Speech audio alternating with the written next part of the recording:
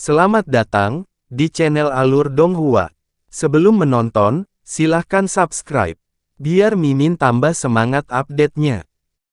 Ekspresi Liu Suier sedikit mereda setelah mendengar tanggapannya, dan suaranya juga sedikit melembut saat berkata, "Melihat kamu juga datang, kita perlu bekerja sama untuk melewati hutan binatang gelap ini.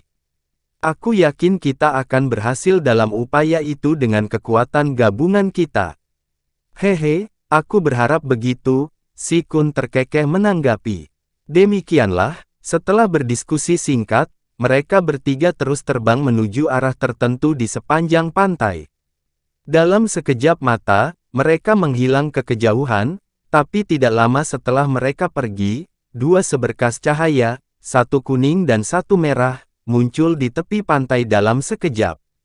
Cahaya surut untuk mengungkapkan dua makhluk asing dalam pakaian yang berbeda, dan keduanya memiliki penampilan yang agak aneh.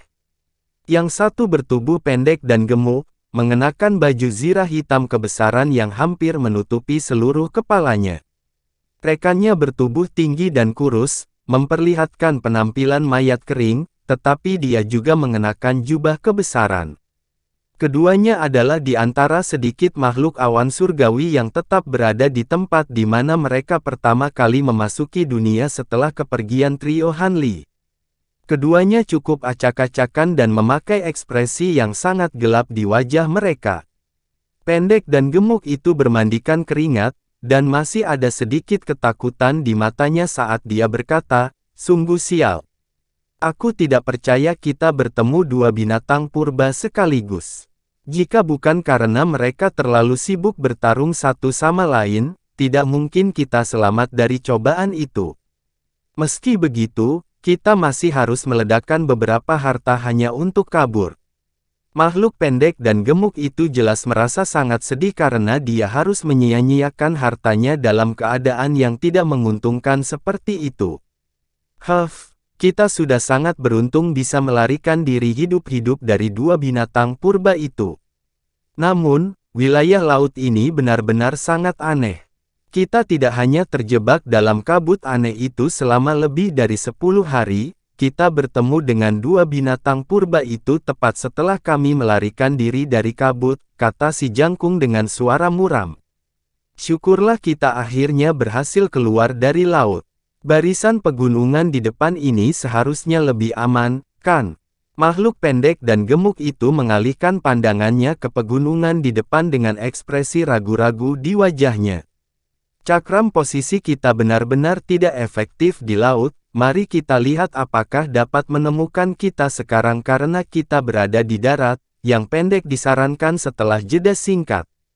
"Baiklah, aku akan segera memeriksanya." Makhluk pendek itu mengangguk sebelum membuka mulutnya untuk mengeluarkan cakram giok halus.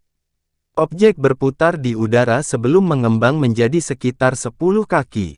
Pada saat yang sama, cahaya putih berkilauan di seluruh permukaannya, dan sepertinya ada sesuatu yang muncul darinya. Makhluk pendek itu mengeluarkan bola esensi darah, yang berubah menjadi awan kabut darah. Dia kemudian membuat serangkaian segel tangan cepat sebelum mengarahkan jari ke kabut darah, dan itu menghilang ke dalam cakram giok. Cahaya merah terang mulai memancar dari piringan itu, dan beberapa fitur tampaknya muncul di permukaannya. Kedua makhluk segera mulai menilai dis dengan fokus penuh. Namun, ekspresi mereka semakin gelap beberapa saat kemudian.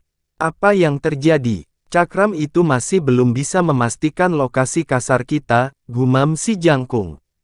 "Entah kita berada di area khusus di mana cakram pemosisian tidak dapat berfungsi atau dua binatang purba di dekatnya telah membangkitkan ki asal dunia di sini, sehingga memengaruhi cakram pemosisian.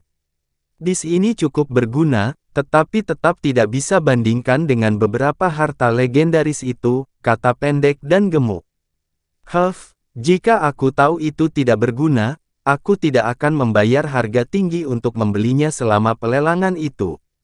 Kami menghabiskan sebagian besar batu roh yang kami tabung untuk benda ini. Benda ini gagal berfungsi dari waktu ke waktu, tetapi tampaknya, tidak akan ada cara bagi kita untuk memastikan lokasi kita di dunia ini. Semua orang juga membayar harga yang sama untuk membelinya, bukan?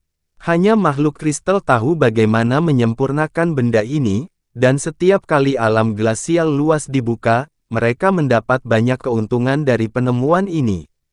Saya pernah mendengar bahwa makhluk kristal juga dapat memperbaiki harta pemosisian yang lebih baik, tetapi saya tidak yakin apakah itu benar. Makhluk pendek dan gemuk itu juga agak sedih. Jadi, tidak ada gunanya mengeluh sekarang. Melihat benda ini tidak bisa memberitahu kita lokasi kita saat ini, mari kita pergi dari sini dulu, saran si kurus dan tinggi setelah memindai indera spiritualnya ke gunung di depan. Kurasa kita tidak punya pilihan. Rekannya mengangguk. Dengan demikian, keduanya naik ke udara, dengan cepat terbang ke kejauhan. Beberapa saat kemudian, mereka menghilang ke pegunungan, dan tidak ada yang pernah mendengar atau melihat mereka lagi. Di udara di atas hutan, 3 makhluk awan surgawi telah bergabung menjadi satu seberkas cahaya spiritual 3 warna sambil meluncur di udara.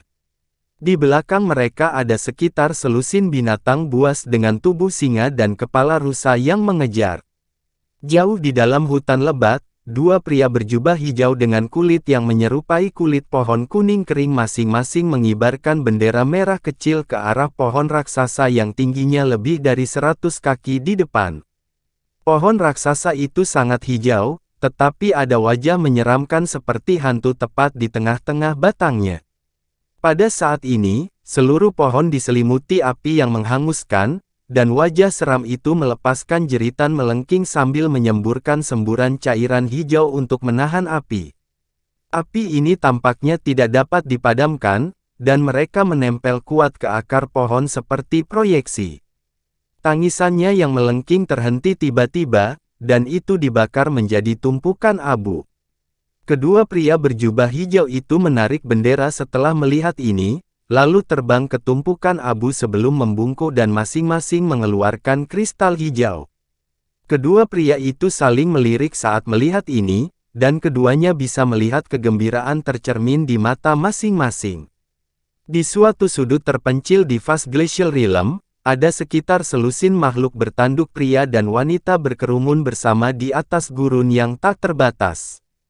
Mereka semua mendengarkan sesuatu yang dikatakan oleh seorang pemuda dengan 3 tanduk emas pendek tumbuh di kepalanya, dan dari ekspresi terkejut di wajah mereka, sepertinya mendengar sesuatu yang sangat luar biasa. Namun, ketika pemuda itu mengalihkan pandangannya ke teman-temannya, semua menundukkan kepala untuk menunjukkan kekaguman dan penghormatan.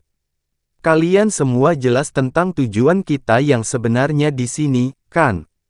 Untuk memastikan kesuksesan kita, tetua kita telah menggunakan harta karun surgawi yang mendalam untuk menyempurnakan 5 harta luar biasa bagi kita, dan bahkan memanfaatkan beberapa mata-mata yang kita tanam di ras awan surgawi untuk menarik perhatian atasan mereka. Saya yakin Anda semua menyadari apa yang menanti kita ketika kembali, jika dapat mencapai ini, jadi saya tidak akan berbicara lebih jauh tentang itu, kata pemuda bertanduk emas. Semua makhluk bertanduk lainnya sangat senang mendengar ini, dan mereka menjawab serempak, yakinlah, kita semua akan melakukan segalanya dengan kekuatan kita untuk mencapai tujuan ini. Bagus sekali. Aku sudah berkultivasi di Gunung Suci selama ini, jadi aku belum lama mengenal kalian semua. Namun, kemakmuran ras kita di masa depan bergantung pada ini, jadi aku yakin kalian semua akan memberikan semuanya. Kami memiliki lebih dari 10 tim yang memasuki Vast Glacial Realm kali ini. Tetapi hanya 5 tim yang memiliki salah satu dari 5 harta yang telah diberi tugas ini. Semua tim lain hanya bertanggung jawab untuk membantu kami dan memberikan umpan agar ras lain tidak mengetahui apa yang kita lakukan. Untuk saat ini, mari berangkat seperti yang kita rencanakan semula, pria bertanduk emas itu menginstruksikan dengan anggukan senang. Dengan demikian, kelompok makhluk Jiaoqi mengikutinya lebih dalam ke gurun. Di udara di atas danau, Di depan mereka ada paus raksasa yang panjangnya lebih dari 100 kaki. Ada 9 mata emas di dahinya, dan dia menilai kedua makhluk itu dengan aura yang sangat mencengangkan yang memancar dari tubuhnya.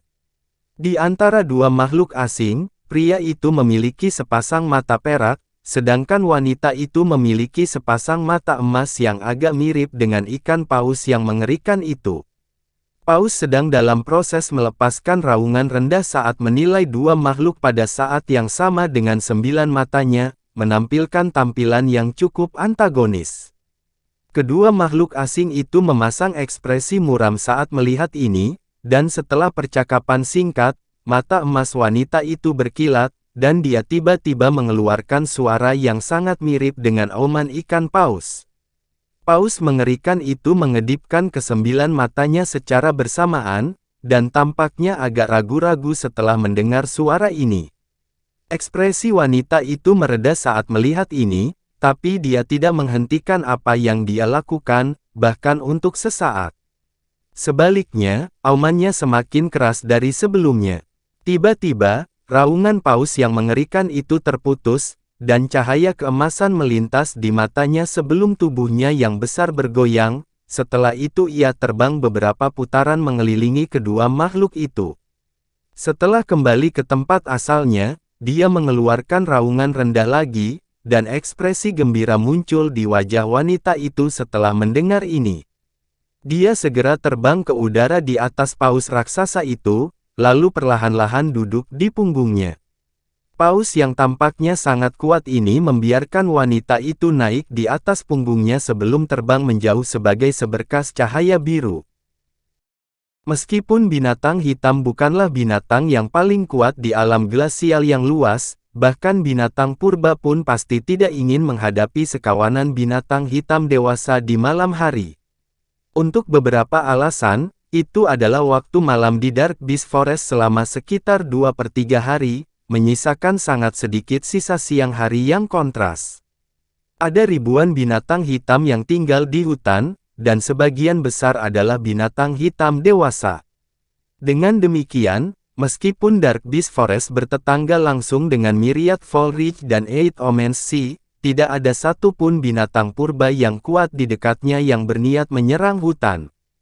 Hutan ini seperti halaman belakang Dark Beast, dan hampir semua binatang lain yang tinggal di dalamnya hanya bisa bertindak sebagai mangsa Dark Beast. Ada beberapa jenis binatang lain yang juga menikmati peningkatan pada malam hari, dan hanya mereka yang bisa menimbulkan ancaman bagi binatang hitam, tetapi mereka semua jauh lebih rendah daripada binatang hitam baik dalam hal jumlah, maupun kekuatan individu. Pada hari ini, hampir 100 km jauhnya dari perbatasan Dark Beast Forest, ada ular piton raksasa dengan panjang hingga 80 kaki dengan sisik biru di sekujur tubuhnya, berhadapan dengan Dark Beast dalam konfrontasi yang menegangkan. Piton itu adalah salah satu jenis binatang di hutan binatang gelap yang bisa menantang binatang hitam. Jenis ular sanca ini dikenal sebagai Azure Night Pythons, dan pada malam hari, tubuh mereka yang sudah kuat akan meningkat secara signifikan, dan mereka juga akan memanfaatkan kekuatan malam.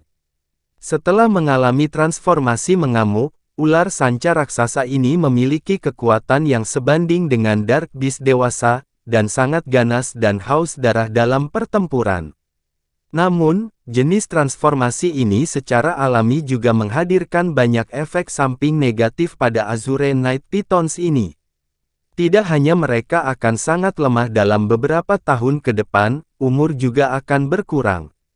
Dengan demikian, tidak satupun dari mereka akan mengalami transformasi seperti itu kecuali mereka menemukan diri mereka dalam bahaya besar. Sayangnya untuk Azure Night Python ini, inti dalam mereka sangat bermanfaat untuk dikonsumsi oleh Dark Beast. Jadi jika bertemu satu sama lain di Dark Beast Forest, pertempuran sampai mati akan segera terjadi. Inilah yang sebenarnya terjadi sekarang. Azure Night Python mengangkat kepalanya tinggi-tinggi, dan menjentikkan lidah bercabang ungu gelapnya. Semua sisik biru di tubuhnya juga telah berdiri tegak, dan tampaknya siap menerkam saat itu juga. Binatang hitam yang berhadapan dengannya tampak seperti serigala yang telah membengkak menjadi 3 atau 4 kali ukuran normalnya. Warnanya hitam pekat, dan ekornya panjang dan tipis, seperti macan tutul. Binatang hitam ini sedikit lebih kurus dari binatang hitam dewasa normal, jadi jelas baru mencapai kedewasaan belum lama ini. Namun, itu tidak mundur sedikit pun karena menatap tajam ke arah Azure Night Python dengan keganasan. Dark Beast hanya menatap ular piton raksasa itu, dan tidak langsung menerkam ke arahnya. Sebagian besar pertempuran antara Dark Beast yang matang dan Azure Night Python saling mengalahkan. Python Azure Night yang mengamuk jelas akan menjadi jauh lebih kuat, tetapi dalam sekejap itu mengalami transformasi, itu akan mengekspos kelemahannya, dan jika Dark Beast bisa memanfaatkan kelemahan sepersekian detik itu, bisa membunuh lawannya di satu serangan tepat waktu. Sementara itu, Azure Night Python telah mengadopsi pose yang menunjukkan bahwa ia akan mengamuk pada saat itu juga, tetapi pada kenyataannya, ia juga tidak berani melakukan apapun dengan gegabah. Dengan demikian, kebuntuan yang menegangkan terus berlanjut. Semua binatang di Dark Beast Forest adalah makhluk nokturnal yang beristirahat di gua pada siang hari. Saat ini adalah waktu tergelap di malam hari, dan jika bukan karena tanaman bercahaya di dekatnya, tempat ini akan benar-benar gelap gulita. Waktu berlalu dengan lambat, dan kebuntuan berlanjut. Kedua makhluk itu menjadi agak tidak puas pada saat ini. Akhirnya, Dark Beast lah yang kehabisan kesabaran terlebih dahulu. Itu melepaskan snark rendah, dan mulai perlahan mengintai area di sekitar piton raksasa, seperti hantu. Azure Night Python mulai menjentikkan lidahnya yang bercabang dengan urgensi yang lebih besar saat melihat ini, dan pada saat yang sama, ia mulai mendesis dengan cara yang mengancam. Namun, cahaya ganas di mata Dark Beast hanya tumbuh lebih jelas saat proyeksi cakar hitam pekat yang panjangnya masing-masing setengah kaki mulai muncul di cakar depannya. Pada saat yang sama, ekornya yang panjang dan tipis mulai berkibar di udara, meninggalkan jejak bayangan di belakangnya saat retak. Azure Night Python dengan hati-hati menilai Dark Beast selama ini, jadi dia melihat semua yang dilakukan Dark Beast. Setelah melihat binatang hitam mengibaskan ekornya ke udara, desisannya tiba-tiba menjadi lebih mendesak, seolah-olah sedang diprovokasi. Pada saat yang sama, cahaya memancar dari sisik biru gelapnya, dan tubuhnya mulai membengkak seperti balon, menyebabkan keseluruhan kulit ularnya terentang kencang. Hampir dalam sekejap mata, suara sobekan yang tajam terdengar saat seluruh kulit ular terbelah, memperlihatkan tubuh ular yang hampir 1,5 kali ukuran piton Azure Night asli. Selain itu, satu tanduk yang seputih batu giok juga muncul di kepala ular sanca itu. Tanduk itu berbentuk pembuka botol, dan sangat tajam. Mata hijau piton raksasa itu juga berubah warna menjadi merah tua, dan berkedip dengan cahaya gila. Hampir pada saat yang sama ketika piton raksasa telah menyelesaikan transformasinya, Dark Beast segera beraksi. Cahaya hitam menyala, dan Dark Beast menghilang. Detik berikutnya, cahaya hitam menyala lagi di dekat satu sisi kepala ular piton raksasa, dan binatang hitam muncul kembali, seperti keluar dari udara tipis.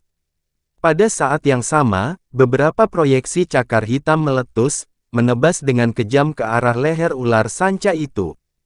Di setiap leher Azure Night Python yang mengamuk, ada beberapa sisik merah. Sisik-sisik ini dapat dianggap sebagai tumit Akilis dari ular-ular ini, dan bahkan pedang terbang biasa akan dapat menimbulkan luka parah pada ular sanca ini jika pedang itu menargetkan sisik-sisik itu. Jika proyeksi cakar binatang hitam bisa menyerang kelemahan itu, maka pertempuran pada dasarnya akan berakhir. Tentu saja, kelemahan yang mencolok ini tidak akan selalu ada. Setelah memasuki keadaan mengamuk, sisik-sisik itu akan berubah menjadi warna yang sama dengan sisik-sisik ular piton lainnya, dan faktanya, dan jauh lebih kuat dari semua sisik lainnya. Beberapa dentuman tumpul terdengar saat proyeksi cakar menghantam tubuh Azure Knight Python, tetapi Python raksasa itu secara naluriah mengelak untuk menghindari serangan mematikan ini. Meski begitu, beberapa luka berdarah merah telah terjadi di lehernya, tapi tampaknya tidak terlalu dalam. Serangan mendadak seperti itu secara alami benar-benar membuat marah Python raksasa, yang sudah dalam keadaan setengah gila. Raungan kemarahan yang meledak terdengar, diikuti oleh ular sanca yang mengibaskan ekornya ke udara, dan serangkaian proyeksi ekor biru muncul sebelum melonjak ke arah binatang hitam. Bahkan setelah gagal mendaratkan pukulan yang menentukan dengan serangan mendadaknya, binatang hitam itu tetap tenang saat dia bergoyang, dan dua garis cahaya hitam melesat keluar dari tubuhnya sebelum berubah menjadi sepasang makhluk hitam. Kedua makhluk seperti bayangan ini sangat mirip dengan binatang hitam, kecuali tubuhnya cukup kabur, dan berkedip dengan cahaya spiritual abu-abu gelap. Begitu muncul, menerkam di udara bersama Dark Beast. The Dark Beast dan kedua proyeksinya kemudian melepaskan proyeksi cakar secara bersamaan, yang langsung berbenturan dengan proyeksi biru yang menyapu udara. Mengikuti ledakan yang menghancurkan bumi, semua proyeksi menghilang pada saat yang sama, dan tampaknya bentrokan pertama telah berakhir dengan seri. Setelah itu, bola cahaya biru meletus di udara di atas Dark Beast, diikuti dengan kepala Python raksasa yang muncul dari dalam cahaya. Kepala Python itu kemudian jatuh dengan kecepatan yang mencengangkan, menelan salah satu proyeksi Dark Beast sebelum meluncur ke arah yang lain. Tepat pada saat ini, Dark Beast yang sebenarnya muncul dari samping, lalu membuka mulutnya selebar mungkin, memperlihatkan deretan gigi seperti belati yang sebelum menerkam ke arah Python raksasa. Terlepas dari seberapa tebal tubuh Azure Knight Python, jika rahang raksasa itu menekannya, itu pasti akan digigit menjadi dua bagian. Namun, setelah mengamuk, kecepatan Azure Knight Python tidak kalah dengan Dark Beast, dan tiba-tiba menarik kepalanya sebelum juga membuka mulutnya yang besar dan berbalik ke arah Dark Beast. Pada saat ini, tubuh target aslinya, proyeksi Dark Beast lainnya, tiba-tiba memanjang ke tingkat yang luar biasa saat meluncur langsung ke arah Azure Knight Python. Dengan demikian, kedua binatang buas itu bentrok di tengah serangkaian ledakan yang menggema, dan mereka tampak sangat seimbang. Tanpa sepengetahuan mereka berdua, sebuah lubang besar dengan radius sekitar 20 kaki telah diukir pada pohon raksasa yang berjarak 10 km dari mereka. Di dalam lubang di pohon, ada 3 orang duduk di dalam dengan sikap bersila, menilai cermin yang melayang di udara dengan fokus penuh pada wajah mereka. Bagian belakang cermin berkilauan dengan cahaya perak, sedangkan permukaan cermin menampilkan gambar yang sangat jelas. Gambar itu tidak lain adalah pertempuran antara Dark Beast dan Azure Knight Python.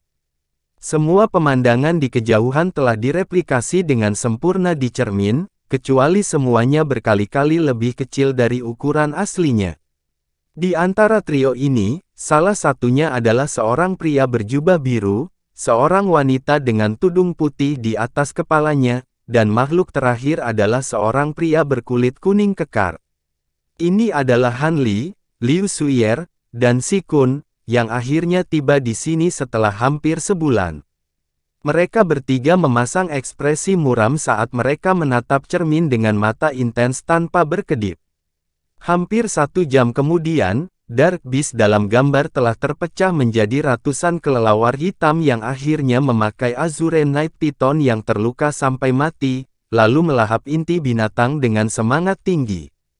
Liu Suyer melemparkan segel mantra ke cermin, dan gambar itu menghilang saat dia menghela nafas. Apa pendapatmu tentang binatang hitam ini setelah menyaksikan salah satunya beraksi sendiri?